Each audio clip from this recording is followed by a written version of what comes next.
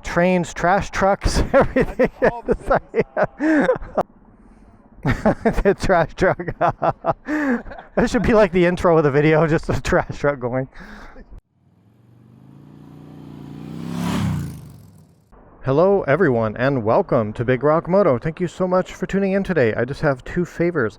One, if you're not subscribed, please subscribe to the channel. And two, whenever you're shopping for stuff, use my affiliate links.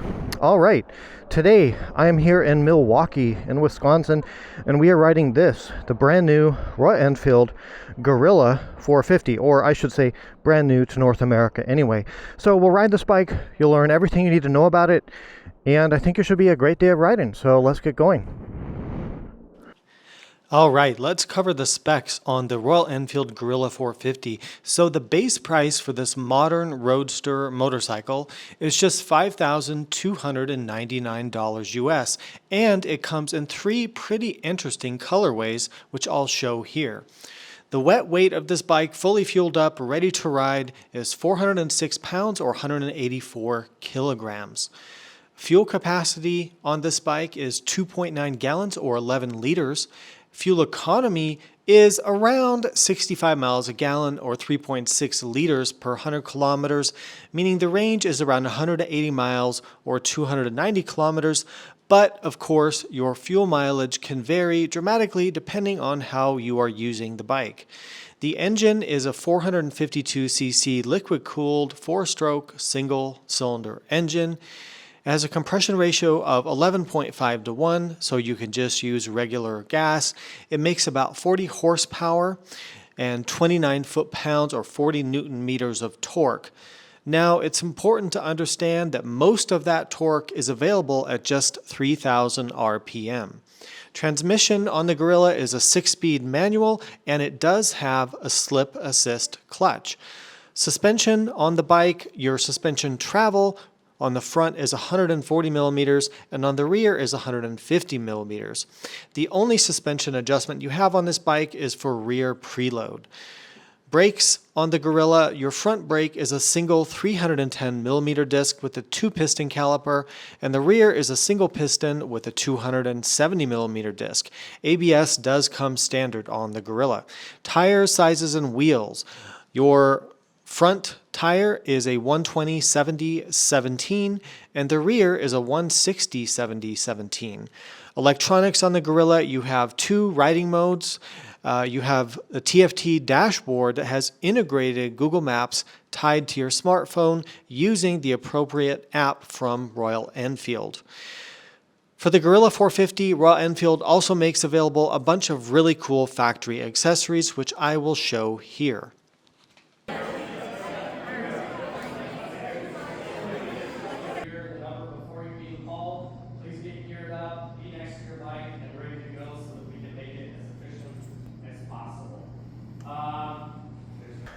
All right, let's do a little walk around of the Guerrilla. So you can see here, you've got this nice big LED light. You've got the turn signal on, so you can see that. You've got LED turn signals, front and back. Now the brake light on this bike is integrated into the turn signal, so you see how it's red. It doesn't have a separate brake light, and I'm seeing this on a lot of modern motorcycles. I don't love that, but we just have to live with it because that's the way a lot of them are going. So I'll turn that off. You can see this is the white and blue one, so it's got this kind of cool blue front wheel that accents some of the blue frame and the blue tank and stuff like that here. It's going to come with these tires here. These are made by Seat, C-E-A-T. So that's, and you've got, of course, 17-inch front and back because this is a street style setup. This low front fender. I also like how everything's kind of metal and just, well, maybe that's plastic, but it just feels like a solid bike in terms of construction. Traditional front fork with these kind of old school looking gaiters. I kind of like the look of it. Actually, overall, I personally really appreciate the styling on this bike, and in person it's got some really cool lines and textures to it. I really like it. The Sherpa 450 engine, you can see that. You've got foot pegs here, clutch. I mean, it looks a little bit like a mixture of old school mixed together with modern, so I kind of like that. Passenger pegs, everything's well constructed here. this really slim exhaust, which I like how slim it is. You've got some kind of hold downs here for like tying something down, or also kind of a handle. You've got these handles here in the back. The seat's pretty wide and pretty supportive. They have different seats available. The fuel tank, you can see here, it just has a nice kind of muscular look to it and kind of a flat top. It'd be really good for like putting a tank bag or something like that. You can see the rear shock inside here. You do have a stepped, I believe, yeah, there's a stepped preload adjuster here, so you can adjust your preload. Beyond that, the suspension does not have any adjustments. The rear tire, which is also that Seat branded tire. The rear brakes, oh, the brakes are by Bybray. I'll show you here in a second. Let's see, what else do we have back here? Chain drive, of course. I like how the bike includes a center stand. That's much appreciated. Really nice for maintenance on your chain or doing tire maintenance, cleaning the bike. Really nice and good value added feature there. The side stand's kind of got this interesting pad on the bottom, kind of helps keep the bike upright, so I can appreciate that. And let's see, a radiator coming out over here. Passenger peg hangers, which are welded on, not bolted on. Always like to see when they're bolted on here on this part, but that's okay. We can forgive them for that. And then if you see over here, here's our Bybray brakes, which are okay. They're fine. They're enough for this bike. It's not a heavy bike, and they work well.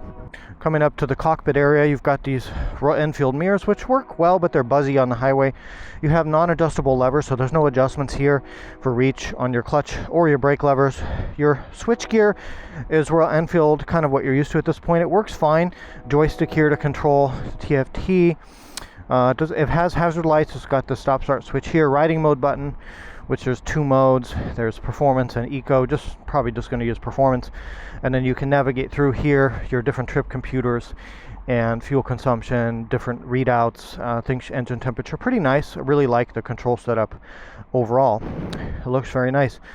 And I'm riding bike number 14, so glad it's not 13. 13 wouldn't be too lucky. So the Guerrilla has a really reasonable seat height, and I'll put the specs here in inches and millimeters below. I want to show you the riding position and the seat height. So I'm 5'10" or 1.78 meters, and I'll show you, like, it's a super easy reach to the ground. Like, it's just very low and light feeling, very good for newer riders or riders who are shorter. And then the riding position you can see here is it's a little bit sporty and compact, but not bad. It's actually really upright and relaxed and very comfortable. It doesn't have as much legroom as like the Himalayan does, because the peg's a little bit higher and the seat's a little bit lower, but it's still very, very comfortable, even for a bigger person like myself. So overall, I really find the ergonomics and everything very, very easy to live with on this bike. Okay, let's do a little performance testing here.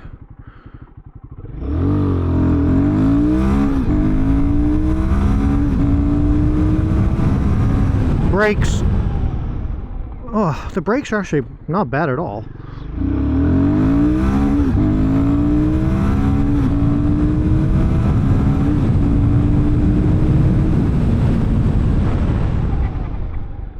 Yeah, brakes are pretty good, actually. Better than I thought. Acceleration is pretty strong too. I mean, 0 to 60 is not too bad for a bike in this category. My first impressions of the Guerrilla is it feels like I'm used to the Himalayan 450. You definitely recognize the motor, but it feels faster in this bike because the ECU, the fuel programming is different. It's a lighter weight bike. The gearing is different, so it feels punchier in terms of the acceleration. Pretty good torque, like riding around town. Up on the highway, it feels good, even at 70 or higher speeds. The mirrors buzz. I noticed that the mirrors have a lot of vibration to them, but it's a single-cylinder bike. My first impression of the ergonomics is very positive. Like, it's more compact than the Himalayan, of course, but it's comfortable. It's not. I wouldn't call it sporty. Your legs don't have a ton of legroom, but it's not bad at all. It feels right for a bike of this size, and the low seat height is much appreciated as well. I also noticed this really nice. I've always liked this new Royal Enfield dashboard, this TFT. Very nice, easy to read, has lots of good functions on it. Really enjoy that part. Gear change works well. It's snappy off in the first few gears. It has good snappy power. Good roll-on, good mid-range torque. I appreciate that. So yeah, we'll get some more miles on this thing. You know, riding out here in Wisconsin near Milwaukee, I'm I'm just blown away by how green everything is. Like, it's in August, it's the middle of summer. Where I live, it's so dry and the grass is crunchy and everything is just dusty, and this is such a refreshing change of scenery. All the green grass, the big beautiful trees everywhere, just so many different kinds of gorgeous trees growing, everything's so healthy.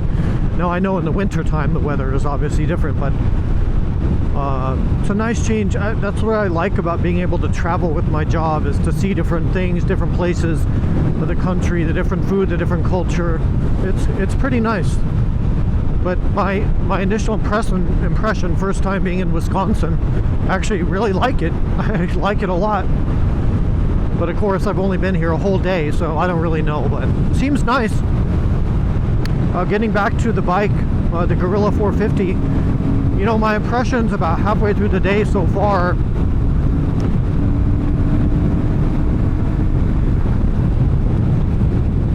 See, it's got plenty of power and torque to punch up to 70 or 80 miles an hour. I saw almost 90 miles an hour a little while ago in an open section. It's pretty surprising. It's pretty good power. There's like, it's just a good bike. There's nothing really that bad about it. The only complaints I have, maybe the mirrors are kind of have a lot of vibration sometimes, and they kind of move around too much. The bike does feel buzzy at higher RPM, a little bit of vibration at high speeds, but it's not bad for a single cylinder compared to other singles. I think it's one of the smoother single cylinder bikes out there, I think. The ergonomics are pretty decent. I don't feel cramped or uncomfortable on it. The brakes are pretty good. Everything on this bike is just pretty solid, actually. All right, let's talk about the competition for the Guerrilla 450. So if you want to look over to Triumph, they have the Speed 400. The Speed 400 costs about the same as the Guerrilla. It has about the same power, but maybe slightly less torque. But it's significantly lighter by about 30 pounds or 13 kilograms. Now, if you want to look over at Husqvarna, they sell a model car called the Svartpilen 401. The bike costs about $500 more than the Royal Enfield, but it has more power at about 44 horsepower and also weighs substantially less. If you wanted to look at something a little bit more sport-oriented and sport-styled, you could also look at the similar KTM Duke 390. Now, if you want to look at something a little bit upmarket, a little bit more powerful, Honda makes the twin-cylinder powered CB500F, but it's much more expensive at $6,900. If you want more adventure capability in your motorcycle, you can buy Royal Enfield's own Himalayan 450, which shares the same engine but has genuine off-road ability. It's heavier and doesn't handle as sharply on the street, but you get a lot more versatility for not much more money. I think some advantages that Royal Enfield have is that you get the built-in navigation on the dashboard, plus they have a better warranty than just about any other manufacturer. Final thoughts on Royal Enfield's new Guerrilla 450.